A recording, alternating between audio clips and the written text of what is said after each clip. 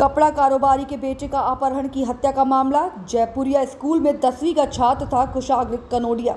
एक पत्र द्वारा 30 लाख की फिरौती मांगी गई थी। ट्यूशन टीचर के प्रेमी के द्वारा किया गया था अपहरण। ट्यूशन टीचर के प्रेमी के घर से मंगलवार सुबह 9:45 पर पुलिस ने शव किया बरामद। पुलिस ने ट्यूशन टीचर व उसके बॉयफ्रेंड को गिरफ्तार कर पूछताछ में जुटी। परिजनों का रो रो कर बुरा हाल। पुलिस ने मृतक छात्रा के शव को भेजा पोस्टमार्टम के लिए। कानपुर से ब्यूरो रिपोर्ट। हत्या का मामला है, क्या कारण था जिस वजह से उसकी हत्या?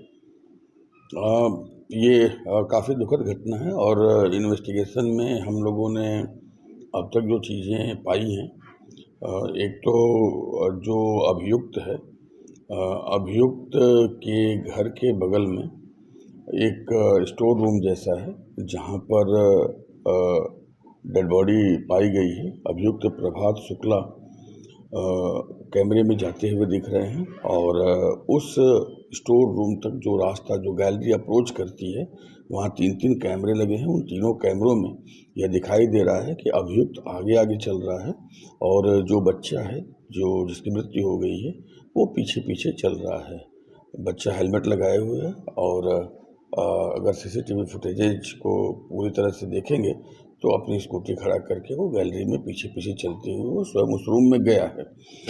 दूसरा जो तथ्य विवेचना में साफ हो रहा है वो ये है कि वो रूम अंदर से बंद हो गया और 35-40 मिनट तक रूम के भीतर मुख्य अभियुक्त प्रभात शुक्ला और जो ये बच्चा है जिसकी मृत्यु हो गई है वो रहे हैं। चूँकि उस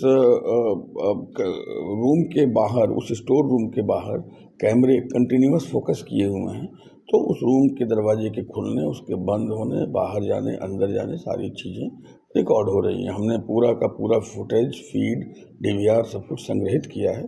35-40 मिनट रहने के बाद वहाँ से मुख्य अभियुक्त प्रभात शुक्ला बाहर निकलता है और वहीं से 10 मीटर की दूरी पर उसका अपना भी रेंटेड अकोमोडेशन है जिसके भीतर जाता है।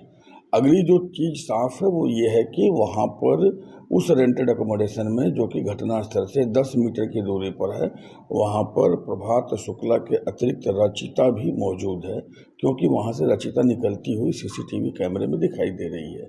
इसके अलावा इनका एक सहयोगी, जो कि थोड़ी देर बाद सीसीटीवी कैमरे में दिखता है, वहाँ आता है और उस रेंटेड अकोमोडेशन के भीतर जाता है।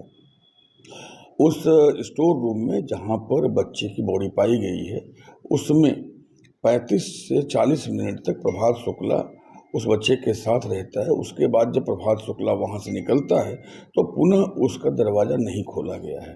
बाद में पुलिस टीम के द्वारा ही दरवाज़ा खोला गया। फॉरेंसिक टीम के एग्जामिनेशन में ये बात साफ है और जो अब तक जांच और विवेचना हुई है, फॉरेंसिक टीम ने जो अपना ऑब्जर्वेशन दिया है, उससे भी साफ है कि ये घटना लगभग 5-साढ़े 5 बजे के आसपास की है। जो सीसीटीवी कैमरे में टाइमिंग्स हैं वो भी लगभग 4:30 से 5:15 के बीच को इंडिकेट करते हैं। अब जिस स्कूटी से जाकर के वहाँ पर सुसाइड नोट दिए गए, जो एक्सटॉर्शन, जो डिमांड नोट दिए गया, उस स्कूटी को भी हम लोगों ने सीज किया है और जो लोग वहाँ गए थे उनको भी अरेस्ट किया है। सभी अभियुक्त गिरफ्तार हो चुके हैं। रचिता को गिरफ्तार किया गया है, प्रभात शुक्ला को गिरफ्तार किया गया है, उनके सहयोगी को गिरफ्तार किया गया है।